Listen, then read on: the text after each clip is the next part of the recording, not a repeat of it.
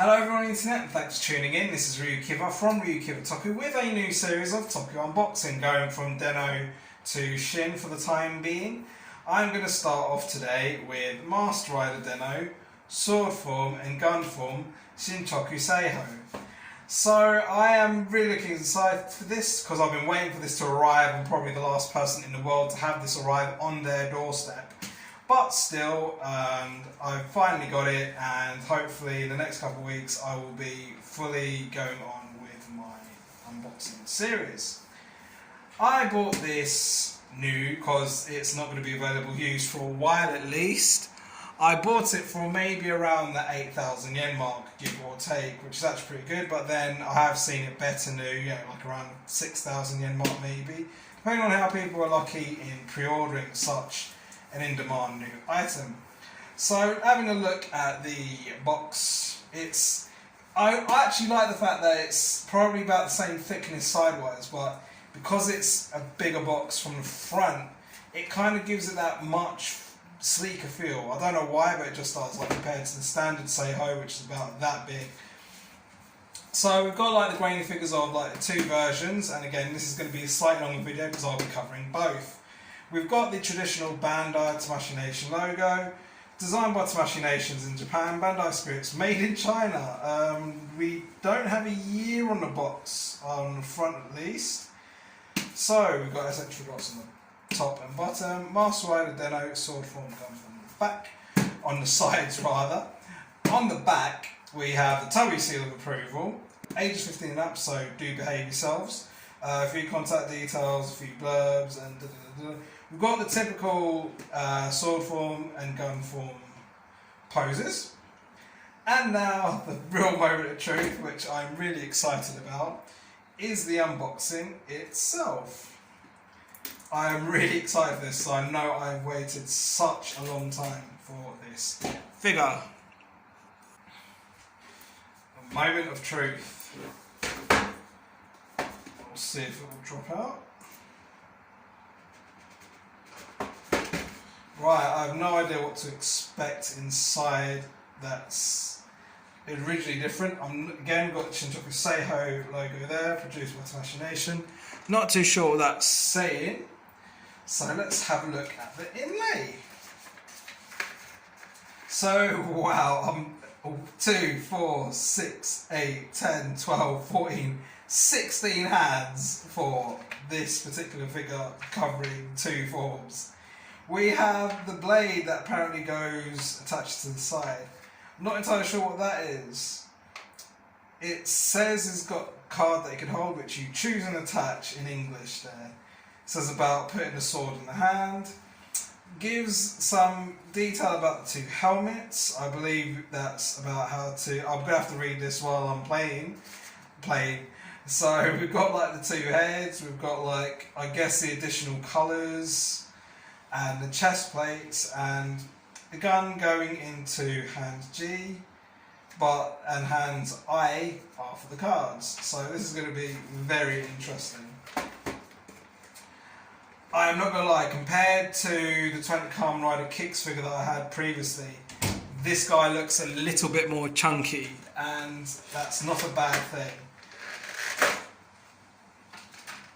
That looks spectacular. I mean, some of the things have actually jumped out here. I'll see if there's anything going on. Well, there should be stuff going on underneath. Yeah, we have those 16 hands right here. They look very white. There's not much I can really say about it. As you can, I'm absolutely ecstatic having this figure right now. And again, he's a very chunky boy. I'm give him that much compliment. Taking the plastic out his belt. I don't know, I mean, it just takes me that he just seems shorter, wider. Those limbs are ridiculously soft. Oh, right. And again, just as with the regular SHF, he's got the flappy pads just come straight off there. They're actually ball joints. I don't know whether I was supposed to know that or not. So yeah, and they kind of go up like that. I'm not too sure how I feel about that. It's quite. I mean, again, his arms feel really soft on this release. I've had used figures that feel stiffer than that. I mean, his legs feel a bit stiffer, but then the black on the lower half of his body seems like a very matte black. Those knees, they kind of feel really wobbly, knobbly knees. And again, at least those knee pads don't come off though. I mean, look at the detail. I mean, he's a shiny figure. This one's particularly red. Detailing on, I mean, his helmet looks massive and his neck massive. It's actually, I've just turned him around. The detailing on the back is pretty decent. I mean, he's got 2 sets of shoulder pads, which I'm not entirely sure should be consistent with the gun form. Well, actually, you can't really see. More plastic on the back there. Alright, so yeah, those come off because you can replace them with the purple part. So the fact that he's just falling off like that isn't too promising, but I guess it's better than being too difficult. So I've already started taking them apart, but let's just quickly check on the balancing on this guy, because again, at least the legs feel a bit stiffer than the arms, which might not necessarily be a bad thing. So he twists at the top, like top of the thigh rather than at the knees or shins, which isn't the worst thing. That is, just by default, I've pretty much got him in a typical sword form pose right there.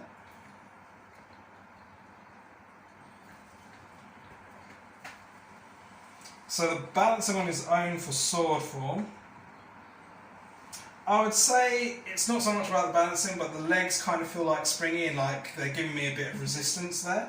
But at least, I've actually put him on his toes, which is better than, like some figures, which is kind of surprising. And again, the detailing on the top of the helmet is actually pretty good as well. I mean, again, where I'm recording at this new angle, new setup for my room, it's, I'm actually able to go a little bit more onto it. The detailing on the belt is actually pretty decent, but again, I'm going to pop that off and I'm going to be putting gun form. I'm literally just going to roll straight into gun form here. So what they don't show in the instruction inlay is that the actual fascia of the belt is very slim, and it's not like the whole buckle, it's literally just a plastic translucent fascia that you have to remove. So putting that on, so again it kind of lines up like so. So on the inside he looks very weird. I'm not going to lie about that.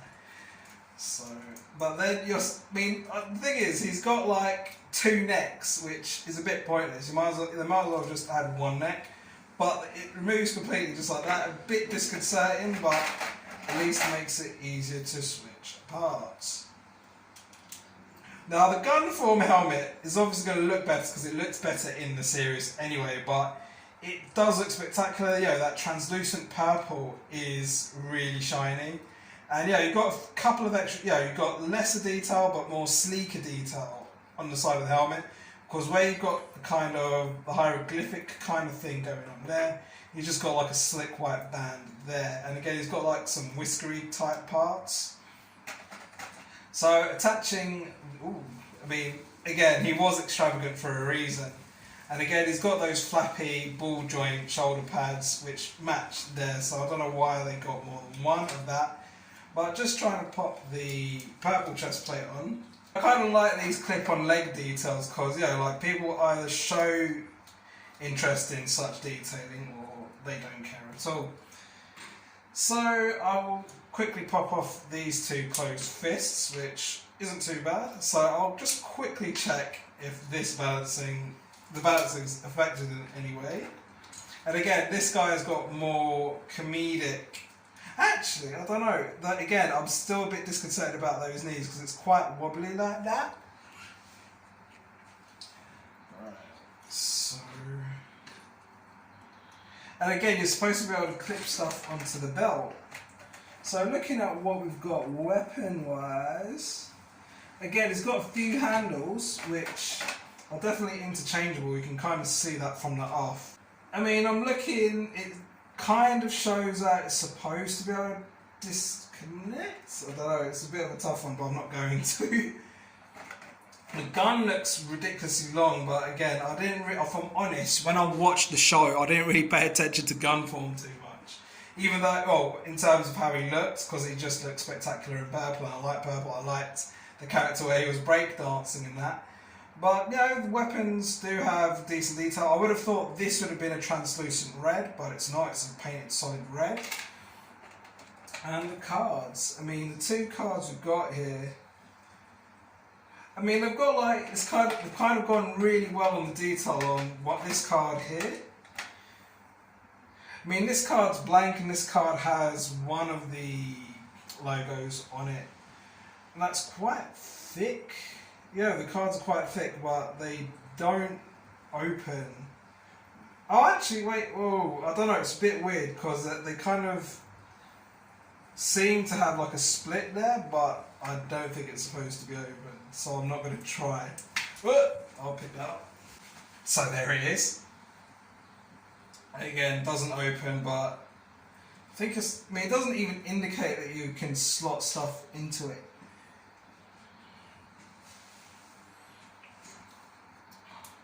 But yeah, I mean, it's kind of weird that... Right, I am actually understanding these a little better. So these four parts are interchangeable within themselves, if I understand correctly. Well, I really don't feel like I want to risk that. But looking at the hands, I mean, again, so many hands to choose from. So I'll go with one hand for the card and one hand for the gun. So I'm not going to have him posing in sword form, or have him posing in gun form, just to finish off. And again, I've made such a mess here anyway. And again, as per my poses that I do with these figures, make little to no sense. I mean, they're quite easy to pop off, but as per the news, it's hard to put the newer hands on the wrists on. But that is actually quite solid on there at least. Right.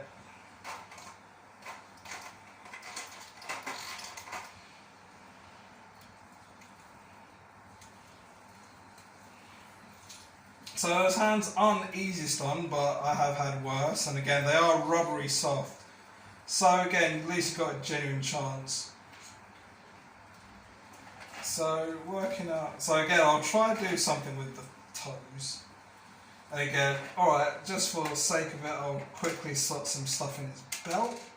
So the blade goes downwards. And actually that's quite a nice, cute little touch, I've got to admit.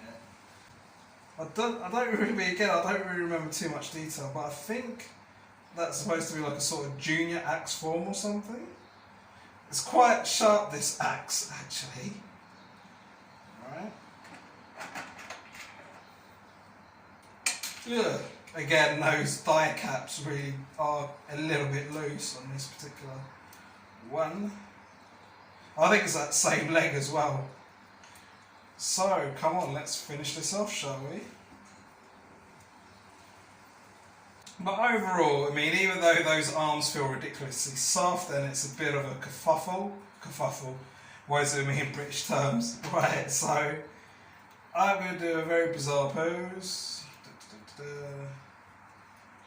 Not very true to the character, admittedly.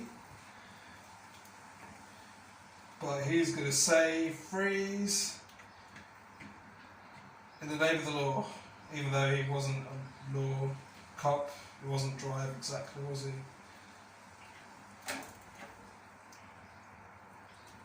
Actually, just to be a little bit true to Ryotaros, sort of cheeky with his side gun there.